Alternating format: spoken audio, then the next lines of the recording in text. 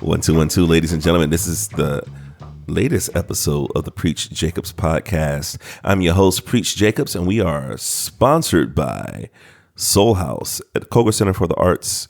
We're also distributed by BIG Media LLC. Thank you guys for putting this fabulous product out there. And we also sponsored by Tussie. Ooh. We have another guest in the building right now. He was a part of the first series. Do it from the side. See this? Yeah, right there. That's the best place to do it. Okay. Right. Yeah. He was at the SoulHAUS Sessions, the first conversation series that we had. First episode, I should say. We had Nikky Finney as a speaker, and this young man was the visual artist for the event, as we try to have a speaker and an artist for every event. We have PIENSA Art Company's own Dre Lopez. What's going on, man? What's going on, man? Happy to be here. Yeah, thank you for pulling up, man. Last night, I don't know when this episode is gonna come out, but last night was really, really inspirational in the sense of seeing Nikky Finney get her flowers, figuratively and literally, where we have this whole forum, and Nikky Finney, who is a civil rights activist, a poet, a professor here in Columbia, South Carolina, just really speak plainly in a way that kind of like a call to arms for the creatives out here. Mm-hmm. And I think the Koger Center is going to get me the audio and we can put this out. My question is going to be, on top of how her conversation impacted you, one of the things that we did, you had this amazing series that was called The Dead Ones, where it was these pieces of these artists that you admire that have since passed. So we have Nipsey Hussle, we have Amy Winehouse, we have Frida, we have Marvin Gaye, we have MF Doom. And you ended up doing a piece for Nikky Finney, and it looks absolutely amazing. And to kind of further that conversation of, let's not just highlight the people that are gone, but let's highlight the people that are still here, that are the legends that are here. Yep. So tell us about your inspiration that you received from being at the event last night, and tell us about how did you respond to how she responded to the piece that you did for her. Okay. You know, we've done different shows before where they are poignant. They, you know, there's always a vibe. There's always good energy within our collaborations from before. So in the least, I had that same expectation of this is going to be a good event. People are going to share enough good energy within what we're doing. So this will be good.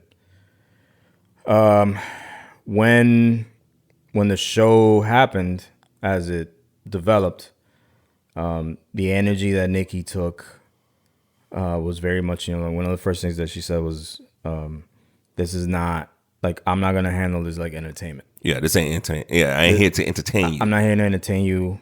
So she took it in a very personal, introspective way of a lot of the stuff that's happening now, and a lot of how she sees things, how she's dealing with things, and how she feels that people should respond to.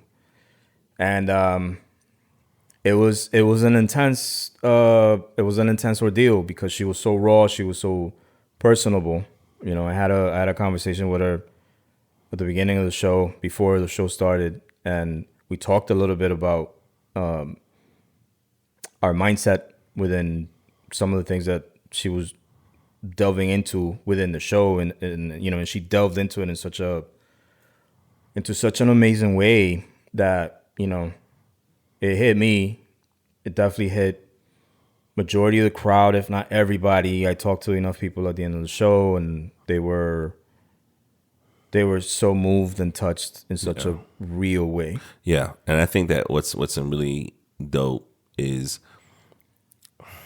it's funny, right? I had this conversation the other day, and it's like all the stuff that I like to do with the work that I do, I want to always, I say, honor the ancestors, right? And until they become ancestors, I want to honor the elders. And I looked around, And it's like my parents are now the elders of my family. Right. And now I am the generation that used to be my parents, because my parents are the oldest people in the family. Right.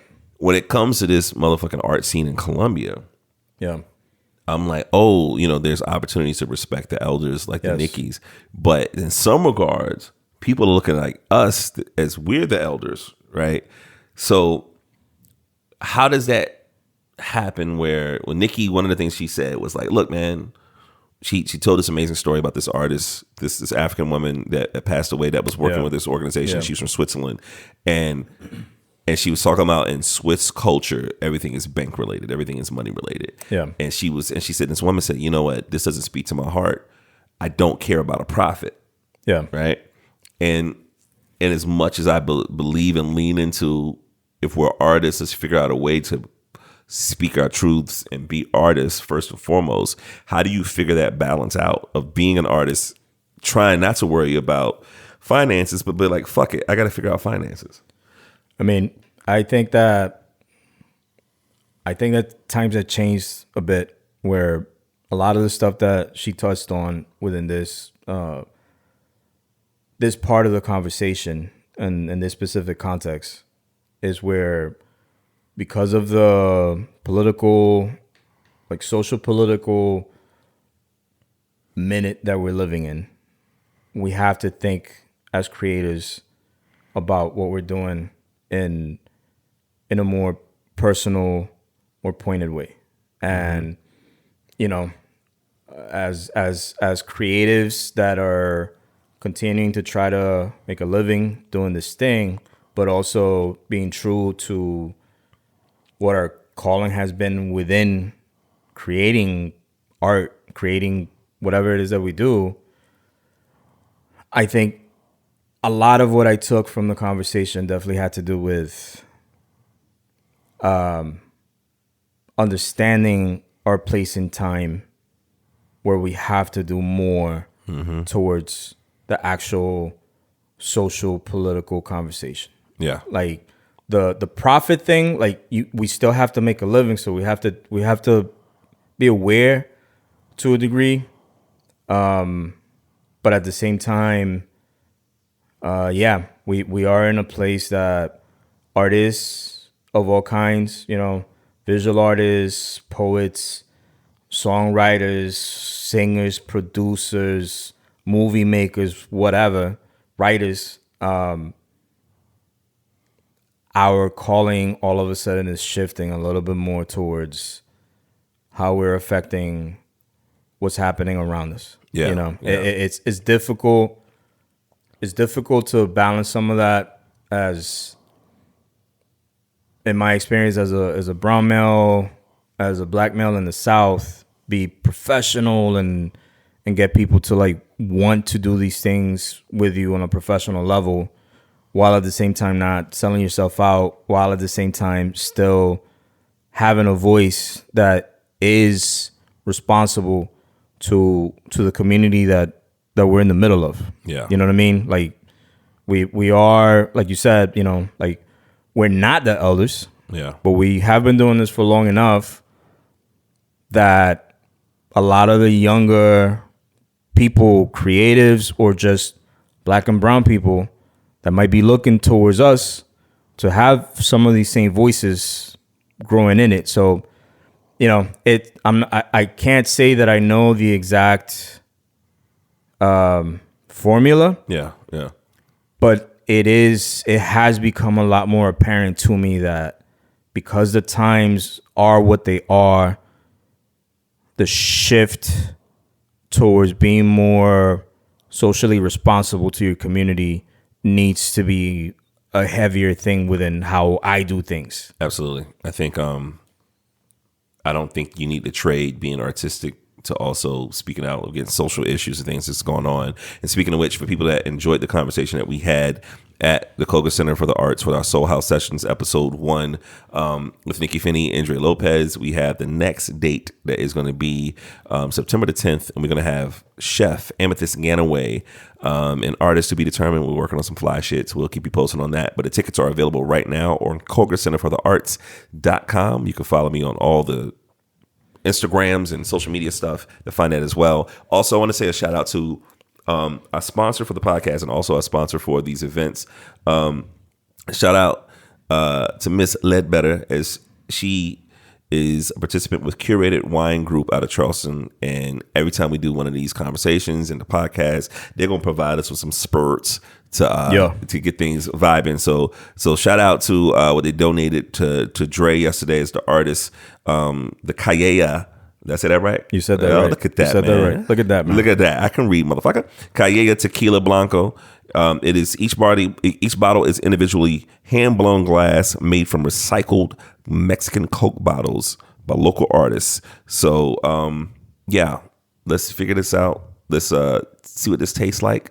So we're going to be sipping this throughout the course of the show. And shout out to Aaron Ledbetter for being the sponsor for that. All right. Artist-wise.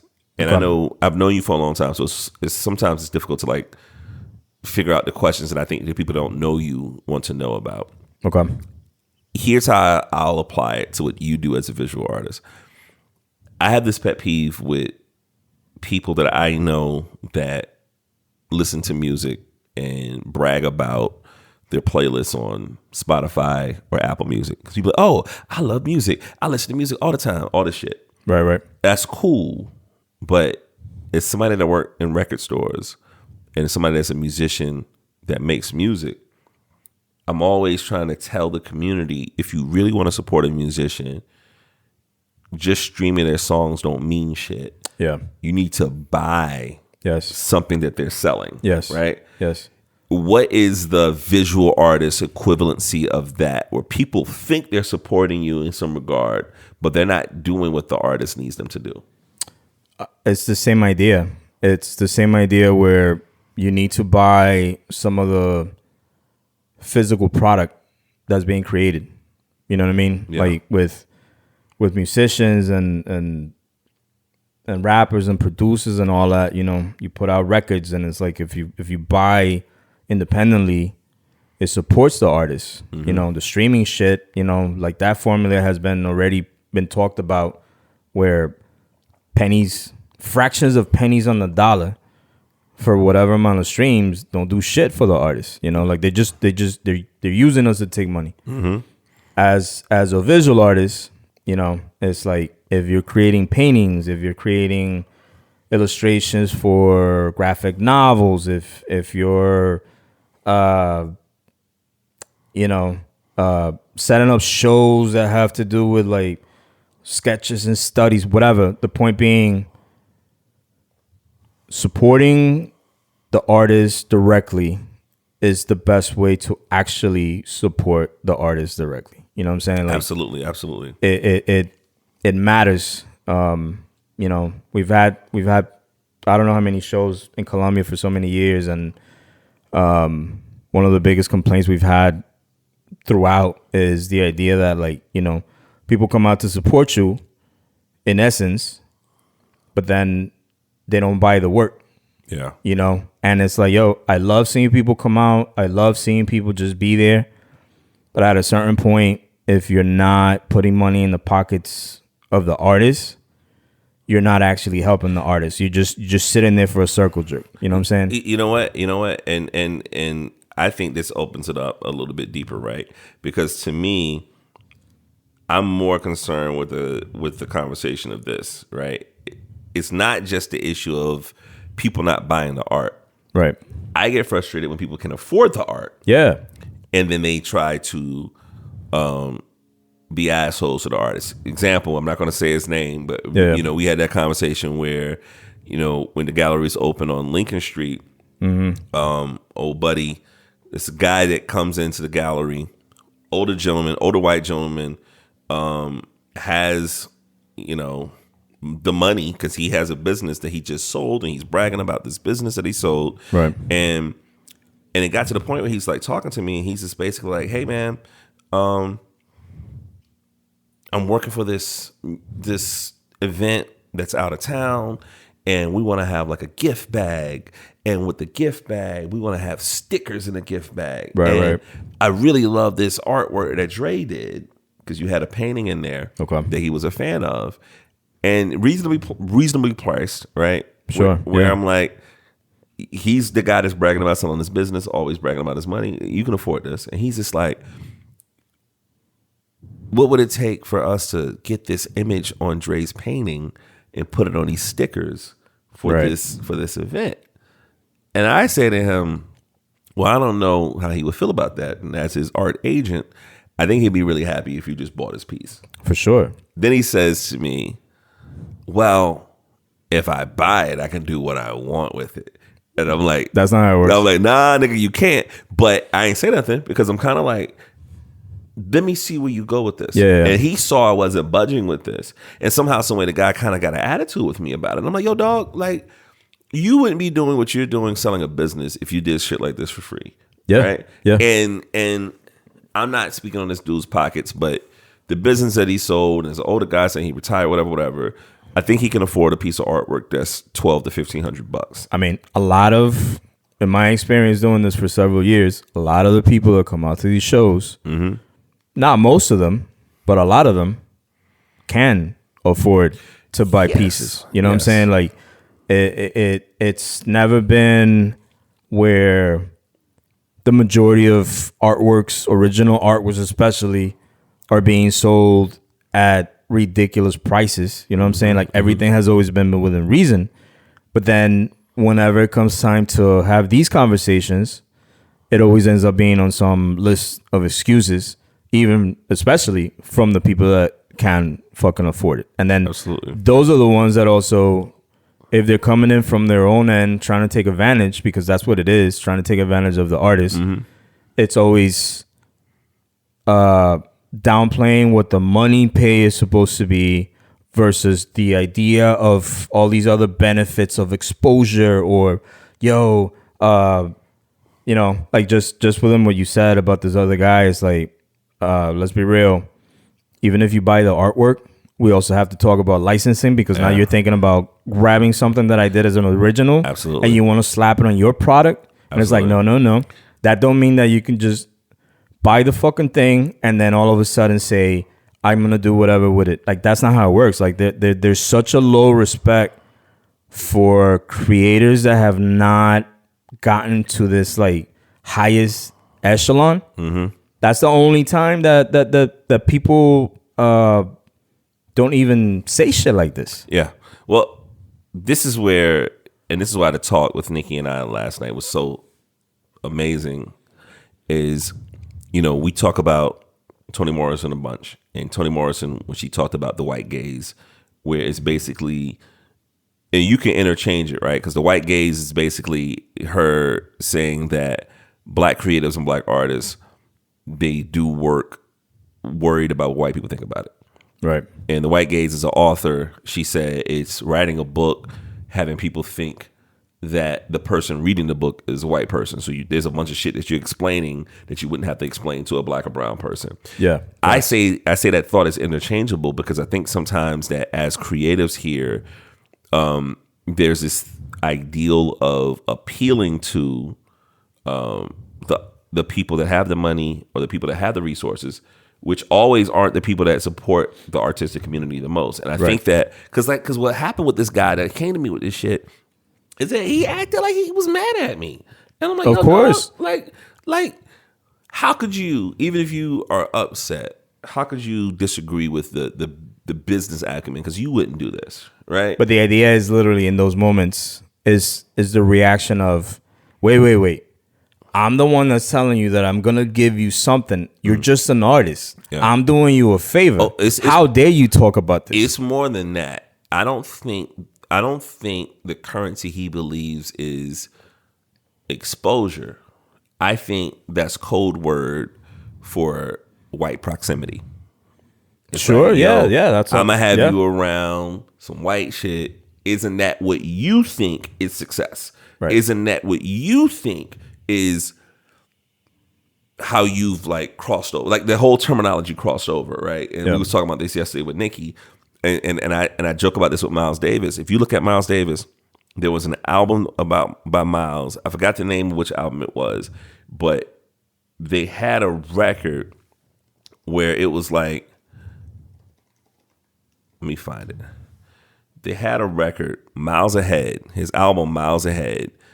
They had the original copy of the record, had a white woman on a sailboat. Okay. And he was like, what the fuck is this? Yeah. And the label was like, oh, crossover. Blah, blah, blah, blah, Right. blah. Right. And he was like, fuck that. He said, my wife is beautiful. Put my wife on the cover. So there were many times in Miles Davis's career he put his wife on the cover, his wives on the cover, black women, beautiful black women. He had his first wife, Frances, was on One Day My Prince Will Come, ESP.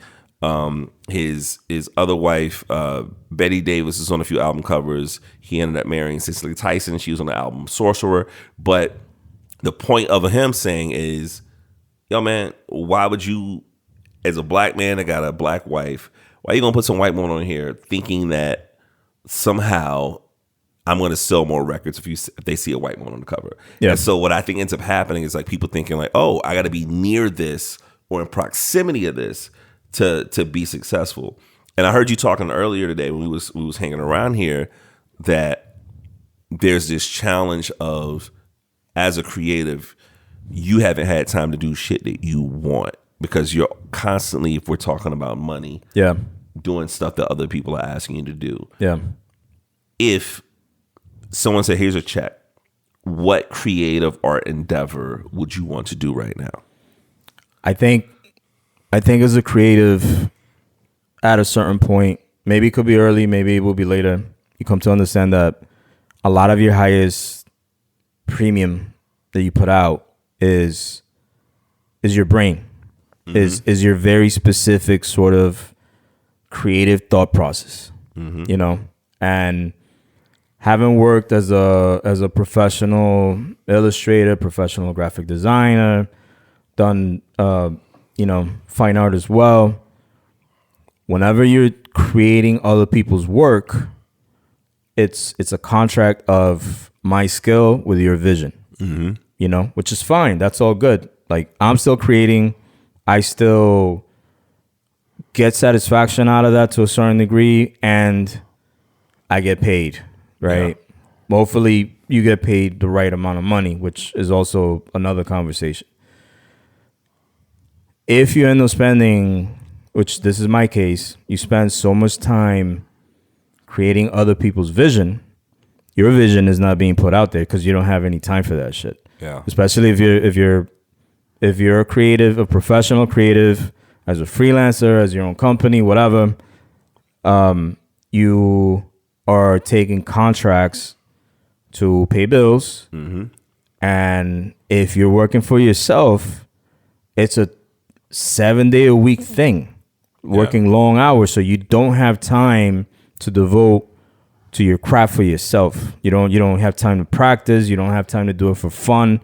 And you sure as fuck don't have time to create your own works, again, off of like your own personality, brain, creativity to put out there. And within the conversation we were having earlier, off the podcast, it was about, for me, I've done this long enough that I have found this itch growing larger and larger where I have the necessity to create things that are my vision. Absolutely.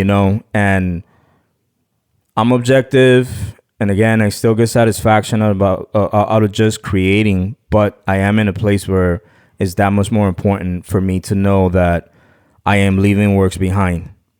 I saw I think honestly it was like two different creatives that I follow on social media, where one of them, I believe the post has something to do where it's not verbatim, but the post he put up had to do with, you're going to die at a certain point, but your artwork is going to live beyond you. Yeah. Whatever you're creating, whatever you're putting out, somebody at some point is going to find it and feel some sort of thing that transcends. Maybe it inspires them. Maybe it makes them think about something. Maybe they feel love. Maybe they feel hate, anger, whatever. But that work that you're putting out, that comes from the deepest part of your within, is what's going to continue to touch souls after you're gone. So where's that urgency sit with you now, as far as like being able to create something that you really want to have, like, as a legacy for your family, to be like, yo, Dre did this shit? It's at a 9 or a 10, period. You know what I mean? Like the struggle is trying to find a balance of, how to make money, how to pay bills, how to survive, and still be able to create your own thing. That said, the necessity for me is exactly up there, 9 or 10, where literally it is about legacy. It is about, you're leaving something behind that can influence somebody in some sort of way. And that is the power of art. And that is the power of what we're supposed to be doing in the now. And then what we're supposed to be doing so truthfully that even in the later, when we're, it's been years of us ceasing to exist, somebody else, especially in this day and age of the internet, man, they can find that work somewhere and still be affected in a way that is just like, yo, now I got to think about this in a different way. I mean, like that show last night with Nikky. Yeah. That's exactly how it affected me as a creative. Like her as a creative, speaking about things the way that she was, it was just like, yo, now is my responsibility, because I felt it to my soul. I got to think about shit in different ways, even though I'm very aware and proactive about, being in touch with those things and trying to make those changes as it goes. But this is how art touches souls at different times when it's needed, especially at times like some of the shit that we're living through right now, where voices are trying to be quieted. Yeah. You know what I mean? Yeah. I'm wondering this, right? One of the things that Nikky and I talked about, and I was really deliberate about this last night, right? Like you know the inside stories about what I went through to get out of my space on Lincoln Street. Yeah. I didn't want to spend that time in that space with a sold out crowd focusing on, all the bad shit that was done to me. Yeah. I was more, all right, nigga, what's next? And so there's a part of me that's thinking, as much as we can speak about the mistreatment of how the community treats artists here, and how the community at times, and maybe it's not even the community, maybe it's the people with the money, or maybe it's government, whatever. Right. For all the stuff that we think is wrong, and we can find that commentary all over the place. What's right about Columbia? What's right about the Columbia's creative scene that you love and embrace? I think the people that choose to create here, the people that choose to keep doing it here, are genuine, real, raw people. They are committed to a place that has been problematic, especially for Black and brown creatives, Black and brown people, period. And also where, because of the construct of what this place is, it always feels like there's a lack of a lot of the things that we're trying to fill. You know what I'm saying? And this place is full of people that believe in that shit, believe in that void, believe in that voice, believe in the fact that the potential has always been there. It is like living here as a creative, living here as a Black or brown creative, you're always on the underdog setting. And there's always a beauty about the underdog fighting to create a space to belong, to get over, to get past. these obstacles, these Goliaths, these giants, whatever, you know, like it matters. And I think that this place, for the amount of time that I've lived here, this is my most direct experience has to do with creatives. That is one of the most beautiful things that I have experienced, and that is one of the things that actually has always kept me here, because I've always attached myself to that. I've always thought of like, yo, you know, like I've never been about like big fish, little pond type of thing. Whoever fucks with that, whoever makes the most of that, no hate.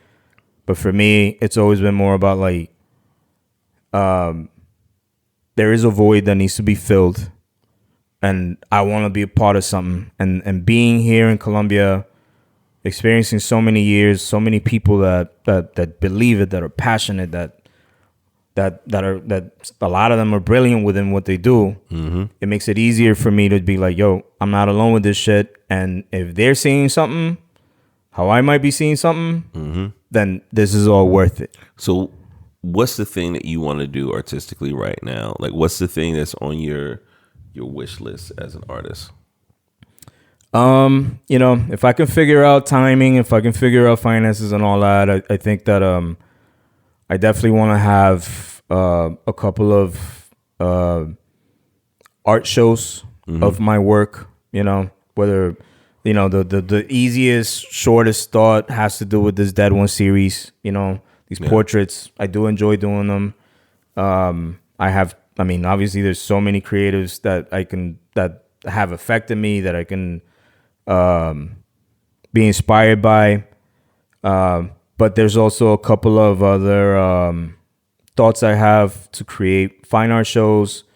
There's a couple of creator-owned properties I want to do as graphic novels that also potentially could become animation projects. I have a clothing line and apparel line that, you know, COVID kind of disrupted, because that's kind of when I dropped it. And then it you know, COVID kind of disrupted everybody's fucking process. Absolutely. Once again, this is the Preach Jacobs podcast, and I'm Preach Jacobs. You're listening to Dre Lopez talking about his work, and we just did the first installment of the SoulHAUS Sessions. Speaking of SoulHAUS Sessions, the second one is going to be September the 10th, and we're going to have Amethyst Ganaway. So go to the website, cogacenterforthearts.com, to get your motherfucking tickets.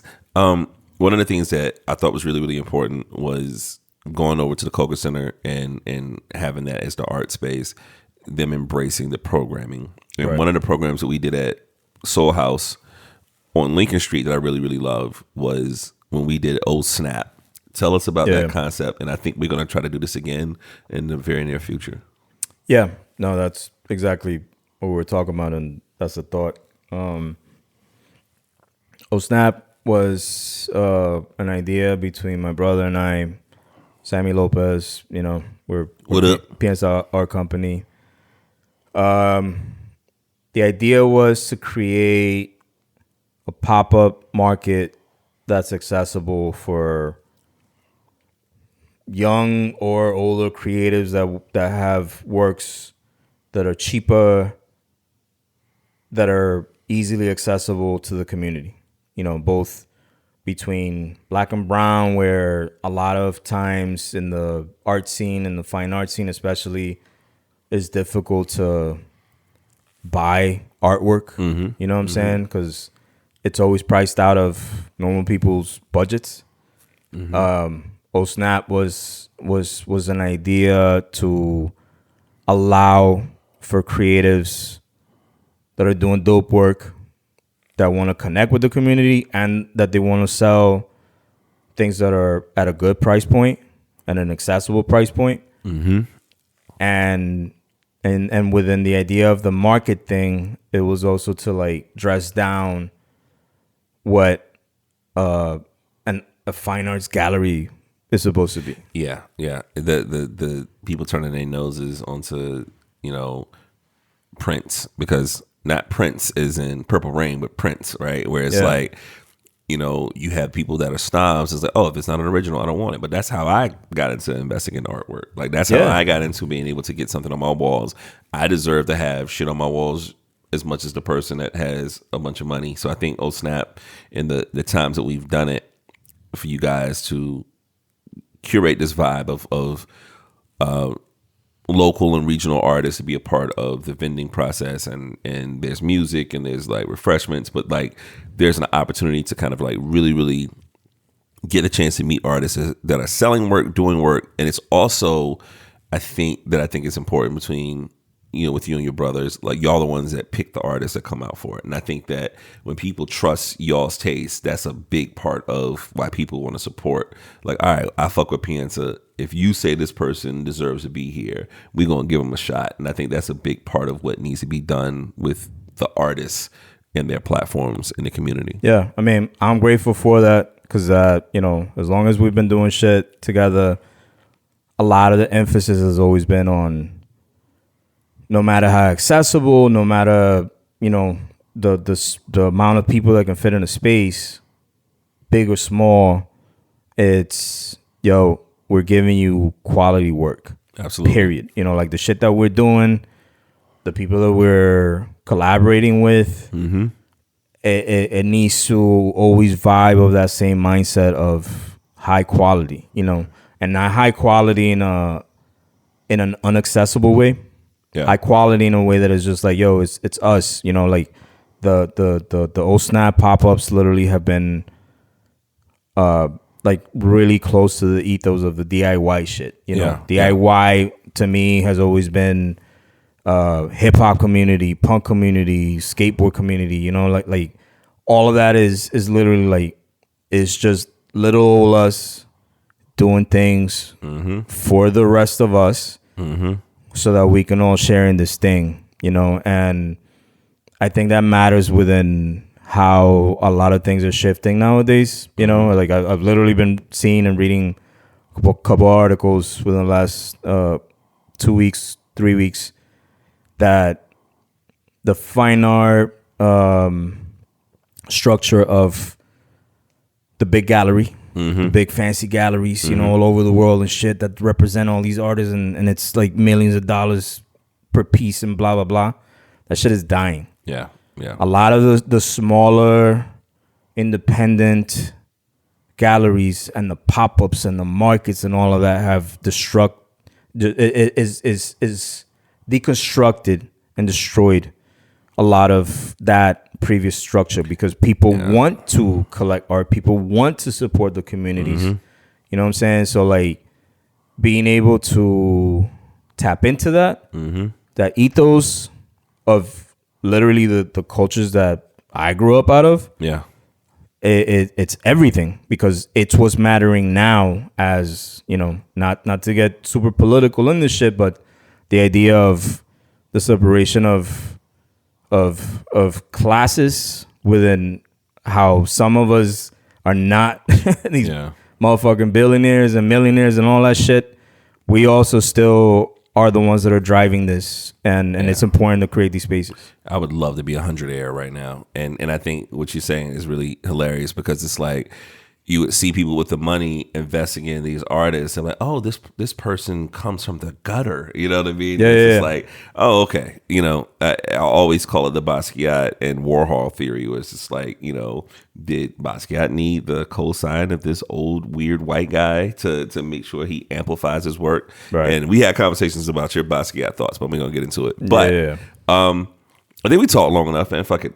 We've been drinking and speaking, and shout out once again to our sponsors for the podcast. We have Curated Wine Group with the Calleja Tequila Blanco. We've been drinking it on the rocks, and it's been really fucking fantastic. Delicious. Each bottle is individually hand-blown glass made from recycled Mexican Coke bottles by local artists. And say that word for me. What word? Guadalajara.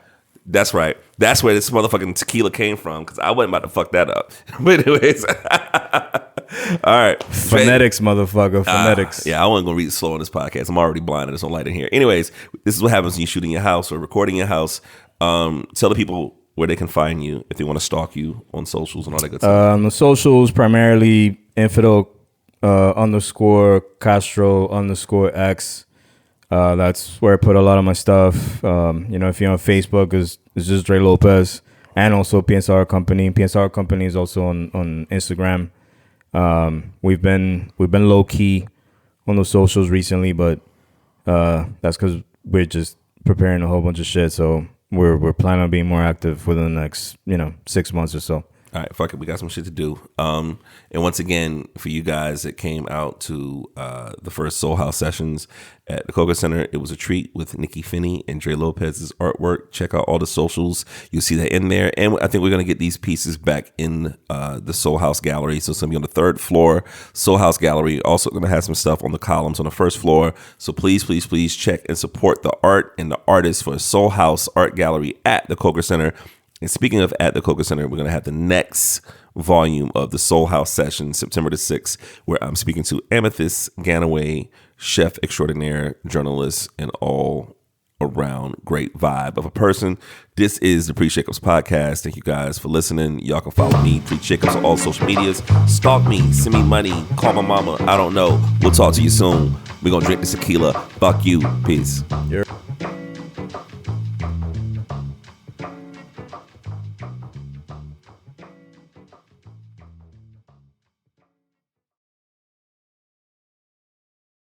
The preceding podcast is solely owned by its host or hosts and is distributed by BIG Media LLC. Copyright 2025, all rights reserved.